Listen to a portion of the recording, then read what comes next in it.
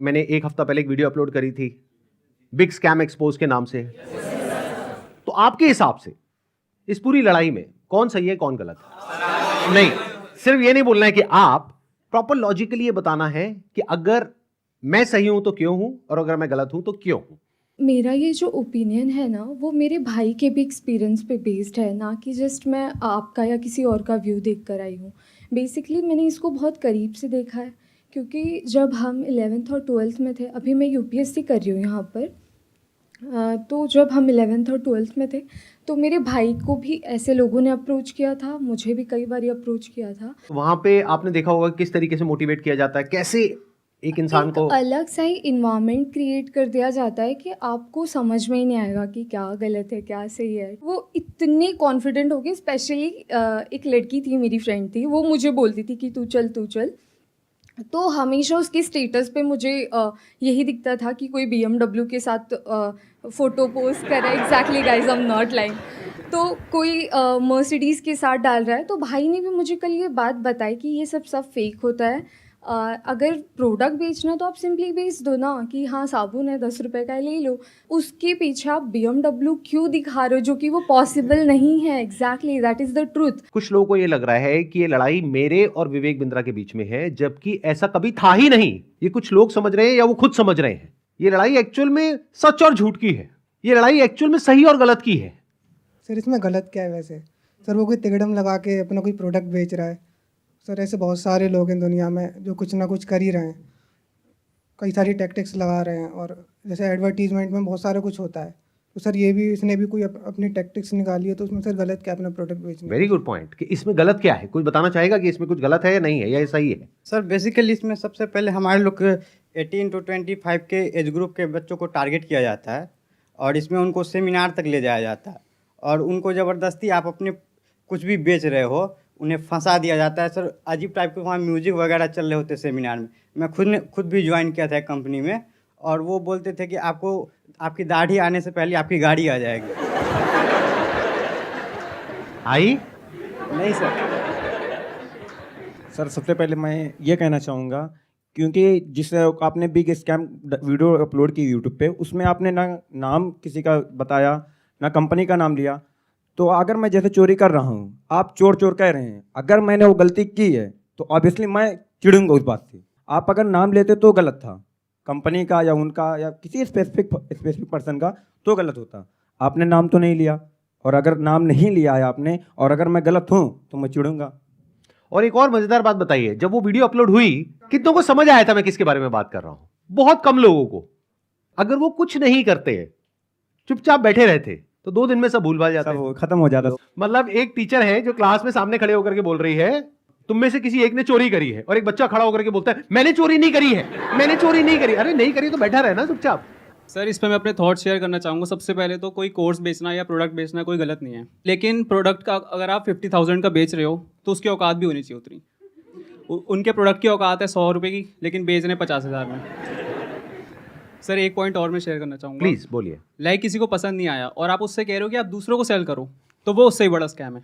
असली स्कैम ये है, ध्यान से समझ लो सब लोग, कि एक प्रोडक्ट जो आपको पसंद नहीं आया, आप अपने पैसे वापस मांग रहे हो, लेकिन आपको कहा जा रहा है अगर आपको अपने पैसे वापस चाहिए तो अपने जैसे और 4 बेवकूफ पकड़ करके लाओ और उस पर 30% 35% जो भी है कमीशन लो, और जो आपने पैसा लगाया वो पूरा पैसा आपको वापस। ये स्कैम है।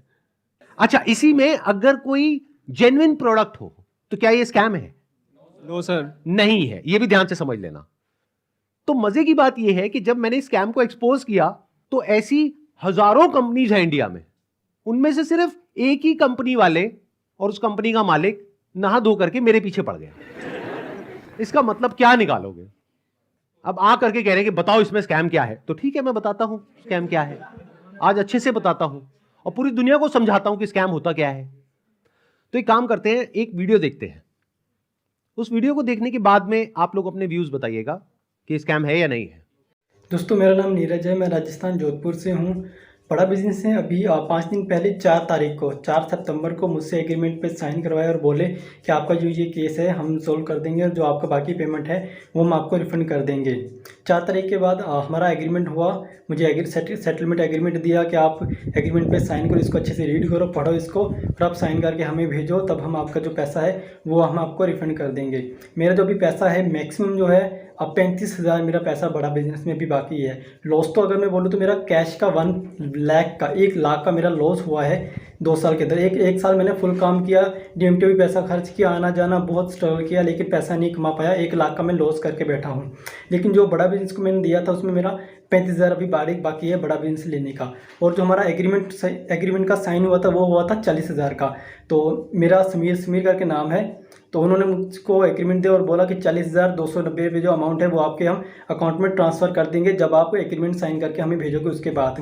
तो मुझे 2-3 दिन बोलते रहे, सर कल होगा, परसों होगा, 24 घंटे 48 घंटे ऐसे ही बोलते लास्ट में आके बोला सर आपको रिफंड नहीं होगा, आप हमारे रिफंड कैटेगरी में नहीं आते। और उसके बाद मेरे को बोला सर हमारे एक सीनियर आपको कॉल करेंगे, लेकिन उनके किसी भी सीनियर्स का मेरे पास कॉल नहीं आया, ना मुझे व्हाट्सएप पे रिप्लाई दे रहे हैं। यहाँ पे कुछ पोस्ट हैं वो भी मैं आपको शेयर कर दूंगा स्क्रीनशॉट, जो आप देख सकते हो कि कितना बड़ा मेरे साथ फ्रॉड हुआ है। तो अगर आपको भी ऐसे सेटलमेंट एग्रीमेंट दिया जाता है कि आप साइन करिए और आपको पैसा हम रिफंड दे देंगे, तो मेरे दोस्तों ये बिल्कुल भी भूल कर भी मत करना एग्रीमेंट साइन। पहले आप उनको बोलो कि पहले पेमेंट दो, उसके बाद हम एग्रीमेंट साइन करेंगे। देखो भाई एग्रीमेंट क्या है, क्योंकि हम मिडिल क्लास फैमिली से गरीब लोग हैं, हमें सिर्फ अपने काम से मतलब होता है ना।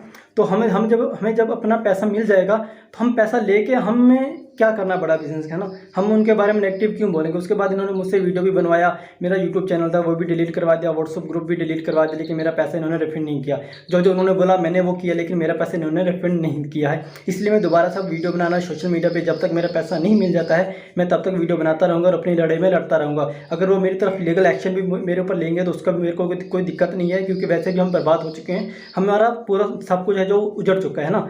तभी इससे बुरा हमारे साथ जो भी होगा वो देखा जाएगा, और जो बुरा हमारे साथ हो चुका है इससे ज़्यादा बुरा हमारे साथ नहीं हो सकता है ना, और ना भी वो कर सकते। जितना बुरा होना था वो हमारे साथ हो चुका है। मैं जब भी IBC के बारे में सोचता हूँ मुझे ऐसा लगता है कि मेरा पैसा भी बर्बाद हो गया, मेरा टाइम भी बर्बाद हो गया। मैंने इतना ट्रस्ट किया था विवेक बिंद्रा जी पर, मेरा ट्रस्ट भी चला गया और मुझे सुसाइडल थॉट आते हैं। और मैं अगर कंपनी मेरा पैसा रिटर्न नहीं करती है तो मैं सुसाइड करूँगा। और मैंने 10-12 वीडियो बना करके अलग अलग चैनल पर डाल दिए हैं और शेड्यूल कर दिया है। मेरे ना होने के बाद वो वीडियोस रिलीज होते जाएंगे जिसमें मैंने बताया है कि किस तरीके से मैंने डॉक्टर विवेक बिंद्रा जी का वो सब भी लगा दिया कि मेल पर कि मैंने पैसा डाला था, और मेरा चैनल स्ट्राइक पड़वा दी गई है। और मुझे बोलने की भी वो नहीं दिया कि मैं बोल सकता हूँ, इसलिए मैं ये बिल्कुल नए चैनल पर ये वीडियो डाल रहा हूँ। और मैंने 10-12 वीडियोस और बना के रखे हैं जो मैं 10-12 अलग अलग चैनल्स पर मैंने डाल दिए, अपलोड कर दिया है, शेड्यूल कर दिया है। अगर बड़ा बिजनेस की टीम मुझे मेरा पैसा नहीं लौटाती है तो मेरे पास कोई ऑप्शन नहीं रहेगा, क्योंकि मुझे अभी फ़िलहाल में वो पैसा चाहिए कैसे भी करके, क्योंकि जिन लोगों से मैंने पैसा लिया है वो लोग डे नाइट मुझे परेशान कर रहे हैं। मैं आपको बताना चाहूँगा कि ये वीडियो हमने रिकॉर्ड नहीं करी है, ये यूट्यूब पर अवेलेबल है, और ऐसी 1-2 नहीं बहुत सारी वीडियोस अवेलेबल हैं अलग अलग लोगों की। और बहुत सारे ऐसे बच्चे हैं जिन्होंने ब्याज पे पैसा लिया है, हम लोग शायद समझ भी नहीं सकते कि इन लोगों के ऊपर क्या बीत रही है।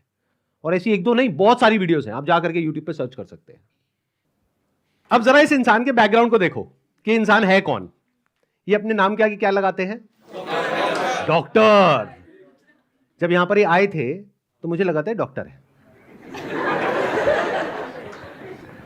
लेकिन बाद में जब मैंने रिसर्च करी अभी पिछले 1 हफ्ते में ये सब जो हुआ है, तो मुझे पता लगा इन्होंने कोई MBBS नहीं किया है, इंडिया की किसी भी यूनिवर्सिटी से या US से UK से कहीं से कुछ नहीं किया है। कहां से डिग्री मिली है, कैसे मिली है, वो अगर आप थोड़ा सा रिसर्च करोगे तो आपको समझ आ जाएगा। पाकिस्तान से। किसने बोला पाकिस्तान से? देखो मैं आपको हिंट देता हूं, पाकिस्तान इंडिया का नेबर है, ऐसे ही इंडिया का एक नेबर है बांग्लादेश, श्रीलंका। अभी काम करते हैं, अब लीगली बात करते हैं कि स्कैम है या नहीं है। कि मतलब हमारी कंट्री का जो लॉ है वो क्या बोलता है, उसको स्टडी करते हैं। उसके लिए मेरे पास में कुछ डॉक्यूमेंट्स हैं, इसका मैं लिंक दे दूंगा अपने वीडियो के डिस्क्रिप्शन में नीचे, तो आप क्लिक करके डायरेक्टली जा करके गवर्नमेंट की जो वेबसाइट्स हैं वहां पे जा करके देख सकते हैं, पढ़ सकते हैं। ये मैं नहीं कह रहा हूं, हमारी कंट्री की गवर्नमेंट कह रही है, ये उनके नोटिफिकेशंस हैं। सबसे पहले ये समझो कि ये जो स्कैम्स है ना इस तरह के, ये आज से नहीं चल रहे हैं, ये पिछले 100 साल से चल रहे हैं। तो इसके लिए 1978 में एक एक्ट बना था जिसको बोलते हैं prize chit and money circulation act, जहां पर के इस तरह की जो मनी सर्कुलेशन स्कीम्स होती हैं या पिरामिड स्कीम्स होती हैं उन सबको बैन कर दिया गया था। मतलब क्या कि अगर आप एक कंपनी खोलते हो और किसी से पैसा लेते हो, फॉर एग्जांपल मैंने एक कंपनी खोली, वहां पे मैंने आपसे 1 लाख रुपए लिया और आपको बोला कि आप आगे किसी को ज्वाइन करा दो, तो जब आपने किसी को आगे ज्वाइन कराया, अपने फ्रेंड को, रिलेटिव को, किसी को भी और कैसे भी, तो उसमें आपको कितना मिला? 30,000। 70,000 किसको मिला? कंपनी को। तो ये स्कीम इस तरीके से आगे बढ़ती रहती है, यानी वो जो पैसा आ रहा है वही पैसा पब्लिक से लेकर के पब्लिक में ही रोटेट कर दिया जाता है। और एक ऐसा पॉइंट आता है जब जा करके पूरा का पूरा जो पिरामिड है ये कोलैप्स कर जाता है। तो यहां पर जो लोग टॉप पे बैठे होते हैं वो तो पैसा कमा लेते हैं, बट जो बॉटम ऑफ द पिरामिड है उन सबका पैसा डूब जाता है। और फिर या तो ये कंपनीज बंद हो जाती हैं या भाग जाती हैं पैसा लेकर के। पास्ट में ऐसा बहुत कंपनीज ने किया है, उसमें से बहुत सारी कंपनीज के जो ओनर्स हैं वो आज जेल में हैं। तो ये एक प्रॉपर स्कैम है जिसको गवर्नमेंट ने बैन किया हुआ है। फिर सवाल उठता है कि जब ये बैन है तो लोग कैसे कर रहे हैं? देखो, ध्यान से सुनो, ध्यान से समझो। आपसे अगर मैं पैसा लेता हूं और आपको बदले में कुछ नहीं देता हूं तो वो तो इलीगल है। लेकिन मान लो मैंने आपसे पैसा लिया 50,000 रुपए, बदले में आपको एक 50 रुपए का प्रोडक्ट दे दिया, तो क्या वो लीगल है? इलीगल है?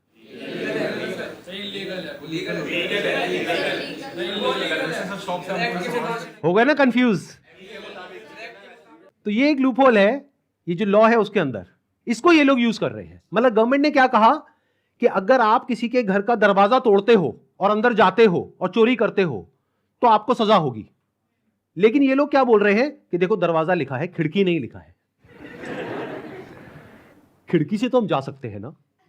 तो जो कंपनीज जेन्युइन है और जो फेक है उसमें सबसे बड़ा फर्क क्या होता है कि जो प्रोडक्ट है अगर लोग उसकी वजह से ज्वाइन कर रहे हैं और वही एडवर्टाइजिंग में कहा जा रहा है, वही उसका ओनर कह रहा है, तब तो वो जेन्युइन है। मेरे हाथ में ये रिजर्व बैंक ऑफ इंडिया का सर्कुलर है। इसमें क्लियरली आरबीआई ने यानी रिजर्व बैंक ऑफ इंडिया ने कॉशन किया है public against multi level marketing activities. इसमें मैंने कुछ पॉइंट्स को हाईलाइट किया हुआ है, उसको मैं एक बार आपको एक्सप्लेन कर देता हूं। Income under such schemes majorly comes from enrolling more and more members from whom hefty subscription fees are taken rather than from the sale of products they offer। तो ये आरबीआई का कहना है। मतलब देखना ये है क्या वो जो प्रोडक्ट है और सर्विस है उसका जो प्राइस है वो मार्केट से थोड़ा ज्यादा है या बहुत ज्यादा है। अब आपको एक बहुत मजेदार बात बताता हूं। ये सिखा रहे हैं 10 दिन का एमबीए। 10 दिन में कौन सा एमबीए होता है? मतलब इस हिसाब से आईआईएम और ये जितने टॉप एमबीए कॉलेजेस हैं उसकी प्रिपरेशन के लिए लोग कोचिंग में जाते हैं, तैयारी करते हैं कैट को क्रैक करने के लिए, उस सबकी तो कोई जरूरत ही नहीं है। साक्षात विवेक बिंद्रा जी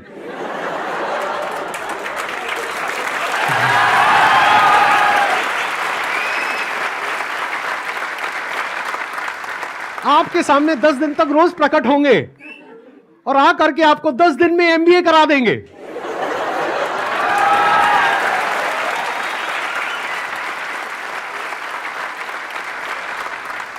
प्रोफेसर साहब एक बात बताइए, आपने अपनी वीडियो में बोला कि एक इमेज मैं 20,000 रुपए की बेच रहा हूं, तो क्या वो स्कैम नहीं है?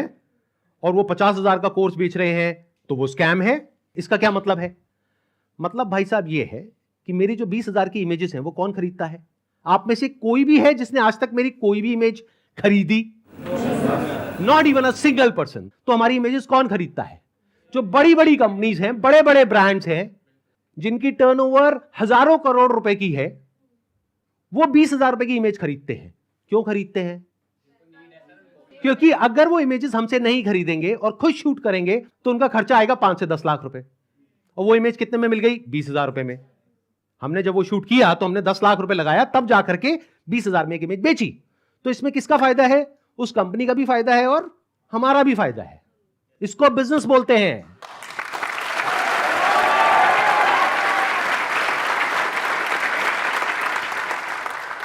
देखते हैं आरबीआई और गवर्नमेंट ऑफ इंडिया क्या कहती है उनके बिजनेस मॉडल के बारे में। The Reserve Bank has also said that acceptance of money under money circulation, multi-level marketing, pyramid structures is a cognizable offense under the Price Cheat and Money Circulation Banning Act 1978. Members of public coming across such offers, ध्यान से सुनना, should immediately lodge a complaint with the state police. ये RBI कह रही है कि अगर आपके साथ में ऐसा कुछ हुआ है तो आपको क्या करना है? You should immediately lodge a complaint with the state police. अब एक और नोटिफिकेशन है जो बहुत इंपॉर्टेंट है, इनफैक्ट मोस्ट इंपॉर्टेंट है इस पूरी की पूरी डिस्कशन के लिए। जितनी भी एमएलएम स्कीम्स चल रही हैं, पिरामिड स्कीम्स चल रही हैं, डायरेक्ट सेलिंग कंपनीज चल रही हैं, एफिलिएट मार्केटिंग कंपनीज चल रही हैं, कि वो लीगल है या इलीगल है, ये कैसे समझा जाए। तो इसके लिए गवर्नमेंट ऑफ इंडिया ने 2021 में एक बहुत ही अच्छा स्टेप उठाया। ये मेरे हाथ में एक नोटिफिकेशन है गवर्नमेंट ऑफ इंडिया का, मिनिस्ट्री ऑफ कंज्यूमर अफेयर्स का। उसमें क्या कहा गया है? ये टोटल 13 पेज का डॉक्यूमेंट है, जिसमें क्या कहा गया है? The central government hereby proposes to frame consumer protection direct selling rules 2021। 2021 में आए थे ये। इसके बारे में बहुत लोगों को पता ही नहीं है, इसलिए ये स्कैम इतने आसानी से चल रहे हैं। अगर पता हो तो इनकी दुकान 2 दिन में बंद हो जाए। डिटेल में अगर आप जानना चाहते हैं इसमें क्या क्या लिखा हुआ है तो नीचे यहाँ पे डिस्क्रिप्शन में आपको लिंक मिलेगा, उस पर क्लिक करके आप देख सकते हैं और पढ़ सकते हैं इसको। मैं बस शॉर्ट में कुछ पॉइंट्स मैंने हाईलाइट करे हुए हैं, वो आपको बताता हूं जो समझना बहुत जरूरी है। It applies to all models of direct selling, whether it is multi level, whether it is single level, whether it is affiliate, किसी भी स्ट्रक्चर से आप सेलिंग कर रहे हो तो आपको इन रूल्स को फॉलो करना है। सबसे पहला रूल क्या है? It has no provision that a direct seller will receive remuneration और incentives for recruitment oblique enrolment of new participants in the direct selling business except as a result of sale of goods और services by them. मैं इसको थोड़ा सरल भाषा में translate करके बताता हूं। इसमें कहा जा रहा है, आप अगर एक डायरेक्ट सेलिंग कंपनी हो तो आपकी कंपनी में जो डायरेक्ट सेलर्स हैं उनको जो पैसा मिल रहा है या इंसेंटिव मिल रहा है या कमीशन मिल रहा है, वो नए मेंबर्स को एनरोल करने पर नहीं मिलना चाहिए, बल्कि वो मिलना चाहिए फॉर सेल ऑफ गुड्स और सर्विसेज बाय देम। वो जो कंपनी गुड्स और सर्विसेज दे रही है उसकी वैल्यू क्या है? अब ये कौन डिसाइड करेगा? जिन्होंने वो परचेज किया। अगर तो उन्होंने 50,000 का कोर्स परचेज किया इनकी कंपनी से और वो सब सेटिस्फाइड है तो कोई प्रॉब्लम ही नहीं है। बट अगर उसमें से 99% लोग सेटिस्फाइड नहीं और अपना पैसा वापस मांग रहे हैं और ये पैसा वापस नहीं कर रहे हैं तो ये स्कैम है ना। बिंद्रा जी आपने पूछा था ना क्यों है ये स्कैम, तो बता रहा हूं आपको। इसमें कहा गया है, इट अलाउज और provides for a buy back or repurchase policy for currently marketable goods which are not unpacked or services sold to the participant at the request of the participant at reasonable commercial terms। मतलब कि कोई buyback का option होना चाहिए। किसी company ने आपको 50,000 रुपए के कुछ प्रोडक्ट्स या सर्विसेज दे दी, अब आप कहते हो मेरे किसी काम की नहीं है, तो अब आप उसका क्या करोगे? उस कंपनी को एक बायबैक पॉलिसी देनी पड़ेगी। अब देखना, ध्यान से सुनना, ध्यान से समझना। बायबैक आप किस चीज पर दे सकते हो? जिसकी कोई मार्केट वैल्यू हो। मतलब कि गवर्नमेंट क्या कह रही है यहां पर कि आप कोई ऐसा प्रोडक्ट बेचो डायरेक्ट सेलिंग में जिसकी कोई मार्केट वैल्यू हो, क्योंकि अगर 3 महीने बाद वो इंसान आकर के कहता है कि ये लो आपके प्रोडक्ट्स वापस, तो उस कंपनी को पता है कि ये प्रोडक्ट्स पैक्ड हैं, तो ये प्रोडक्ट्स हम किसी और को दे देंगे, तो ना कंपनी का नुकसान हुआ ना कस्टमर का नुकसान हुआ। बट अगर कुछ आपने ऐसा बेच दिया है जिसकी कोई मार्केट वैल्यू नहीं है, फॉर एग्जाम्पल आपने कोर्स खरीदा इनसे, अगर आप जा करके किसी को बोलते हो कि कोर्स मैंने 50,000 का लिया है, आपको 5,000 का देती हूं, ले लो, कोई लेगा? 500 रुपए का लेगा? तो इसकी मार्केट वैल्यू क्या है? Zero. It is a clear violation of this act. इसलिए ये स्कैम है Bindra ji.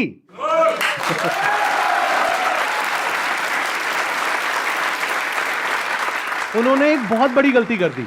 It was never meant to be Sandeep Maheshwari versus Vivek Bindra. It was just an awareness video. जबरदस्ती आकर के बीच में छलांग मारी है उन्होंने, जबरदस्ती। मेरा मकसद सिर्फ किसी एक पर्सन को टारगेट करना नहीं है, बल्कि सबको अवेयर करवाना है कि देखो दुनिया में ऐसा कुछ हो रहा है, तो बच करके रहो। Miss selling means recklessly misrepresenting a product or service in order to successfully complete a sale. It also includes providing consumers with misleading information about a product or service. This can involve omitting key information, मतलब key information आप उनसे छुपा रहे हो about a product, or providing information that makes the product appear to be something it is not. मतलब कि अगर सरल भाषा में बोला जाए तो आप ऐसा नहीं कर सकते कि आप दिखा कुछ और रहे हो और दे कुछ और रहे हो। उन्होंने अपनी एक वीडियो में नहीं, पता नहीं कितनी वीडियोस में खुलेआम खुद उन्होंने, विवेक बिंद्रा ने खुल करके बोला है कि अगर आप महीने का 10 लाख रुपए नहीं कमा सके तो मैं आपके सारे पैसे वापस कर दूंगा। अब एक सबसे इंपॉर्टेंट क्लॉज आ रहा है, इसके बाद मैं एक वीडियो प्ले करूंगा। क्लॉज नंबर 7 का 2E एक पर्टिकुलर क्लॉज है जो सबसे इंपॉर्टेंट है इस पूरे के पूरे सर्कुलर में। इसको ध्यान से सुनना, ध्यान से समझना। A direct selling entity and direct seller shall not refuse to take back spurious goods or deficient services and refund the consideration paid for goods and services provided. इससे कोई फर्क नहीं पड़ता कि आपने उस कंपनी के साथ में क्या एग्रीमेंट किया है, फर्क इससे पड़ता है कि लॉ क्या है। फॉर एग्जाम्पल, आप किसी के साथ में एग्रीमेंट करते हो किसी का मर्डर करने के लिए, तो आप कोर्ट में जाकर के ये नहीं बोल सकते थे कि हमारा एग्रीमेंट था। क्यों? क्योंकि जो कंट्री का लॉ है वो किसी भी एग्रीमेंट के ऊपर है। The law of the land supersedes all agreements. तो आप लोग जो डर रहे हो ना कि हमने उनके साथ में कॉन्ट्रैक्ट साइन किया, एग्रीमेंट साइन किया है, अरे पहले लॉ को तो देख लो, लॉ क्या कहता है। अगर लॉ के हिसाब से वो गलत है तो गलत है, नो मैटर कि उसने आपके साथ क्या एग्रीमेंट किया है। That agreement must be in line with the law of the land. तो ये क्लॉज को मैं दोबारा से पढ़ूंगा, ध्यान से सुनना। A direct selling entity and direct seller shall not refuse to take back deficient services. Deficient word का क्या मतलब होता है? कोई भी ऐसी सर्विसेज जिसमें किसी भी तरह की कोई कमी है और जो कंज्यूमर है वो कहता है कि ये जो आपने मेरे को कोर्स दिया है या प्रोडक्ट दिया है या सर्विस दिया है ये बेकार है, किसी काम की नहीं है, तो उस कंपनी को पैसा रिफंड करना ही पड़ेगा। ये मैं नहीं कह रहा हूं, हमारी कंट्री का लॉ बोल रहा है। अब ये जो मैंने आपको कुछ पॉइंट्स बताए, इसके अकॉर्डिंग एक बार एक छोटी सी वीडियो को देखो, बड़े प्रोफेसर की, देखते हैं वो क्या बोलते हैं। मैं आपको अपना व्हाट्सएप का नंबर दूंगा, ईमेल एड्रेस दूंगा, वहां बोल दीजिए आकर के पैसे ले जाइए। नहीं भी आना तो आप ईमेल कर दीजिएगा, आपको पैसे आपके अकाउंट में ट्रांसफर हो जाएंगे। तो आप या तो 50-60 हजार रुपए वापस ले जाइए या लाखों लाखों लाखों रुपए हर महीने कमा लीजिए, दोनों में से कुछ भी कर लीजिए। भाई अगर मैं आपको पैसा कमाने के लायक नहीं बना सका तो मेरे को क्या हक बनता है आपसे पैसे लेने का? 100% कैश बैक गारंटी, यानी कि कुछ और खरीदना चाहे अपग्रेड, लोएस्ट प्राइस गारंटी। ये कौन दे सकता है? कोई नहीं दे सकता है, इसलिए हमने ये खुल के दिया है। आपके तो रिस्क को खत्म कर दिया ना, आपसे कह रहा हूं, आपके जो रिस्क को खत्म कर दिया, आपका रिस्क तो रिवर्स हो गया, गेम चेंज कर दिया पूरा। इसीलिए अभी तुरंत फोन लगाएं और पूछे अपने काउंसलर से कि मैं अपने बिजनेस में कैसे सफल होऊंगा। अरे आपसे बोल रहा हूं, पूछने में क्या जा रहा है, पैसे तो नहीं लग रहे। हाँ, फोन करने पे पैसे नहीं लगते, पता लगाओ, अभी फोन लगाओ और पूछो भाई मेरा बिजनेस सफल कैसे होगा। अगर मैं विवेक बिंद्रा आपको आकर के प्रॉमिस दे रहा हूं 100% मनी बैक गारंटी, वो इसीलिए दे रहा हूं। हमने मनी बैक गारंटी लॉन्च करी है। What is money back guarantee? अगर कोई भी हमारे साथ आईबीसी बनता है और वो चाहता है कि मैं पैसे कमाऊं और वो हमारे साथ पैसे नहीं कमा पाता, तो नो क्वेश्चंस आस्क्ड, उसका पैसा उसको वापस कर दिया जाएगा। That's called money back guarantee. दम नहीं है किसी में ये बोलने का जो हम बोल रहे हैं। गारंटी दे रहा हूं, 10 लाख रुपए महीना पे आप पहुंचेंगे, नहीं पहुंचे तो मेरे पास आके पैसा वापस मांग लेना। बड़े बड़े क्लेम्स कर दिए, एक बार समझने की कोशिश करते हैं क्या वो प्रैक्टिकली पॉसिबल है या नहीं है। इन्होंने कहा कि मैं अगर आपको महीने का 10 लाख रुपए कमाने के लायक नहीं बना सका तो अपने पैसे वापस ले जाइए। साल का 1 करोड़ रुपए अगर ये देना चाहते हैं आप लोगों को और 1 लाख लोग इनकी कंपनी में ज्वाइन कर चुके हैं, तो कितना पैसा चाहिए? 1 लाख करोड़ रुपए। तो हमारी टीम ने क्या किया, इनके जो फाइनेंशियल्स हैं उसको चेक किया कि भाई अगर 1 लाख करोड़ देना है तो कंपनी की टर्नओवर होनी चाहिए ना 2-3 लाख करोड़ की, क्योंकि वो भी तो कमाएगी ना। उनकी टर्नओवर पता है कितनी है पिछले साल की? 172 करोड़। अगर उसमें से मान लेते 30% भी वो कमीशन देते हैं अपने आईबीसीज को, कितना पैसा उन्होंने डिस्ट्रीब्यूट किया इस स्कीम में? 50 करोड़। तो कितने लोगों के हाथ में आया 1-1 करोड़? 50 बस। और बाकी लोगों का क्या हुआ? उनके हाथ में क्या आया? 0। कि अगर वो चाहे भी तो ये जो बड़े बड़े क्लेम्स कर रहे हैं इसको पूरा नहीं कर सकते। पहले तो ये जो क्लेम्स कर रहे हैं वही सब इलीगल है। This is complete scam. अरे यही तो उन सब लोगों ने किया जो हमारा देश छोड़ करके भाग गए हैं। पब्लिक से पैसा ले लिया या बैंक से पैसा ले लिया, और जब बैंक आया पैसा वापस मांगने के लिए जो उसका हक है, तो उन्होंने कहा हमारे पास तो नहीं है देने के लिए, वो तो हमने पार्टीज में खर्च कर दिया। वो मेरी बर्थडे पार्टी थी ना, वहां पे डांस करने में बहुत मजा आ रहा था। अब हमें क्या करना चाहिए? क्या बस ऐसे स्कैम होते रहे सोसाइटी में और हम बैठ करके तमाशा देखते रहे? सर, हमें एक्शंस लेना चाहिए। फर्स्ट ऑफ ऑल एफआईआर जिनके साथ हुआ है उन्हें एफआईआर फाइल करना चाहिए। लॉ को एक बार देखना चाहिए। नहीं समझ आ रहा है तो जिसको समझ है लॉ की उसके पास जाना चाहिए, उससे समझना चाहिए। एंड पिटिशन नाम की चीज़ होती है, पब्लिक इंटरेस्ट लिटिगेशन, तो वो फाइल करनी चाहिए उनके खिलाफ, जिससे जो ये स्कैम्स हो रहे हैं वो ख़त्म हो। बिकॉज मॉरली ये मतलब गलत है। जिनका पैसा जा रहा है वो डिप्रेशन में जाके गलत कदम भी उठा सकते हैं, एंड इससे हमारे देश का यूथ ख़त्म होता जा रहा है जो इस देश को आगे लेके जाएगा। सो जो लीगल एक्शंस हैं वो लेने चाहिए। इस एक्शन को हम दो कैटेगरीज में डिवाइड कर रहे हैं। एक वो जिनके साथ में स्कैम हुआ है, एक वो जिनके साथ में नहीं हुआ है। मान लेते हैं 1 लाख लोग हैं जिनके साथ में स्कैम हुआ है, यानी कि उनका पैसा ये कंपनी मार करके बैठी है और वापस नहीं कर रही है। तो उन्हें क्या करना चाहिए? सबसे पहले जा करके एफआईआर करनी चाहिए। अगर वो पुलिस वाले एफआईआर नहीं करते हैं तो उनको ये सारे सर्कुलर्स दिखाने चाहिए कि भाई आरबीआई ने कहा है, आप ये लिख करके दे दो हमको कि आप एफआईआर नहीं कर सकते इनके अगेंस्ट। तो उन्हें एफआईआर लॉन्च करनी ही पड़ेगी। और अगर इंडिया के अलग अलग पार्ट्स में बहुत सारे लोग इस तरीके से एफआईआर लॉन्च करते हैं, तो जितनी भी हायर अथॉरिटीज हैं लाइक सीबीआई एंड ईडी, वो सब एक्शन में आ जाएंगी। मतलब उनको भी आइडिया लगेगा कि ये कोई छोटा मोटा स्कैम नहीं है, 500 करोड़ का स्कैम है, छोटा अमाउंट नहीं होता है। और ये पैसा किसका है? पब्लिक का है। और पब्लिक में भी एक बार को मान लो किसी 50-60 साल के आदमी का होता तो मुझे इतना दर्द नहीं होता। 18-19 साल के बच्चे का है जिसकी जेब में 50 रुपए नहीं होते हैं। तो पहला क्या है, अगर आपके साथ में ऐसा कुछ हुआ है तो नंबर 1 एफआईआर लॉन्च करो। नंबर 2, अभी तक मैं इसमें डायरेक्टली इन्वॉल्व नहीं था लेकिन अब हो गया हूं, तो अब आप लोग अकेले नहीं हैं। मेरा एक सिंपल सा प्लान है कि मैं अपने चैनल पर मोनेटाइजेशन ऑन करूंगा। वहां से मेरे पास में कुछ पैसा आएगा। मान लो 2-3 महीने में मेरे पास में 1 करोड़ रुपए आ जाता है। तो इस 1 करोड़ को मैं यूज करूंगा इंडिया की सबसे अच्छी लॉ फर्म को हायर करने के लिए, जो कि इन लोगों को रिप्रेजेंट करेगी जिनके साथ ये स्कैम हुआ है। उसका पैसा कहां से आएगा? मेरे चैनल पे जो एड्स रन होंगी अगले 2-3 महीने तक, वहां से आएगा।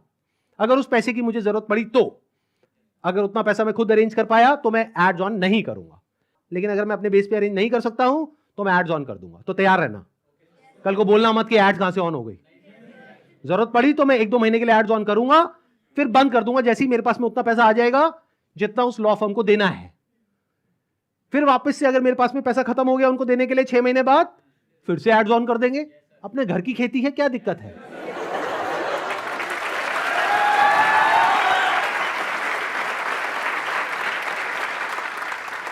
तो अब आप लोगों को क्या करना है, जिनके साथ में स्कैम हुआ है हमको ईमेल करिए। हमारा एक ईमेल आईडी है legal@sandeepmaheshwari.com। और आप लोग क्या कर सकते हैं जिनके साथ में स्कैम हुआ है, आरबीआई का हम एक लिंक यहां पर नीचे डिस्क्रिप्शन में पोस्ट करेंगे। एक तो इन सर्कुलर्स का, प्लस आरबीआई के जितने भी ऑफिसेज हैं अलग अलग स्टेट्स में, वहां पर जो उनके रिप्रेजेंटेटिव्स हैं उनका।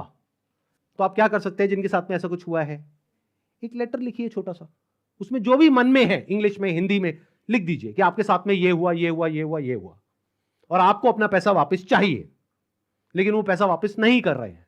और साथ में सारे जो प्रूफ्स हैं, जो भी आपने पेमेंट करी, जो भी आपका रजिस्ट्रेशन नंबर है, वो सब अटैच करिए। इसको पोस्ट करिए, एक आरबीआई में और एक मिनिस्ट्री ऑफ कंज्यूमर अफेयर्स में। अगर ये करते हैं तो क्या होगा? सोचो उनके पास में हजारों लेटर्स पहुंच जाते हैं तो क्या होगा? तो गवर्नमेंट की जो भी सीनियर अथॉरिटीज हैं वो सब एक्शन में आ जाएंगी। अगर आपको बहुत ज्यादा डर लगता है कि पता नहीं क्या हो जाएगा, क्योंकि ये आदमी है तो थोड़ा अजीब। अभी जो कल वीडियो में आया है ये, इसने आकर के एक बार नहीं बार बार मुझे धमकियां दी है, 1 हफ्ते में देखो मैं तुम्हारे साथ क्या करता हूं। भाई तू क्या करेगा? कर ले, अभी कर ले। मैं नहीं डरता भाई, दिखता नहीं है मेरी आंखों के अंदर। मेरे को मत डराने की कोशिश कर बार बार, तू अपनी आंखें दिखा कर।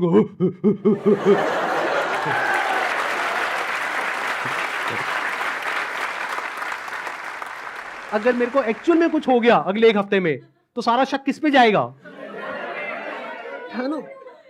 कैसा प्रोफेसर है? थोड़ा तो बुद्धि यूज कर, थोड़ा तो लॉजिक नाम की चीज यूज कर। पब्लिकली आ करके मेरे को धमकाए चले जा रहा है, क्या ये लीगल है? अच्छा, एक चीज ध्यान में रखनी है आप लोगों को जिनके साथ भी स्कैम हुआ है, चाहे आप हमको ईमेल कर रहे हैं, चाहे आप कहीं पर भी इस तरह से लेटर भेज रहे हैं या ईमेल्स भेज रहे हैं, जहां भी आप भेज रहे हैं, जो भी प्रूफ है पेमेंट का वो साथ में अटैच करिए और अपनी कॉन्टैक्ट डिटेल्स प्रॉपर तरीके से दीजिए, क्योंकि अगर आप हमको ईमेल कर रहे हैं तो हमारी लीगल टीम आपको कॉन्टैक्ट करेगी आपके फैक्ट्स को वेरीफाई करने के लिए। तो ये हो गया एक कैटेगरी उन लोगों की जिनके साथ में स्कैम हुआ है। अब बात करते हैं बाकी के लोग, जो आप लोग हो। क्या आप जेन्युइनली कुछ करना चाहते हो? कितने हैं जो जेन्युइनली कुछ करना चाहते हैं? तो एक हैशटैग है जिसको बहुत तेजी से हमको स्प्रेड करना है। मतलब कि जब ये वीडियो अपलोड होगी उसी दिन ये हैशटैग हर जगह ट्रेंड करना चाहिए। हर यूट्यूब के कमेंट सेक्शन में, ट्विटर पर, इंस्टाग्राम पर, हर जगह इसके बारे में बात होनी चाहिए। उसके पीछे क्या वजह है? क्योंकि जैसे ये वीडियो अपलोड होगी उनको समझ आ जाएगा कि अब उनके लिए सारे दरवाजे बंद हो गए हैं, and it is just a matter of time जब उनके अगेंस्ट बहुत बड़े लेवल पर लीगल एक्शन होने वाला है। तो वो क्या करेंगे? वही जो पास्ट में ऐसे सब लोगों ने किया, वो देश छोड़ करके भागेंगे। इसका टाइम नहीं देना है। तो वो कब हो सकता है? जब आरबीआई के जितने भी सोशल मीडिया पेजेस हैं, मिनिस्ट्री ऑफ कंज्यूमर अफेयर्स के जितने भी सोशल मीडिया पेजेस हैं, वहां पर सब जगह ये हैशटैग ट्रेंड कर रहा हो, तो क्या होगा?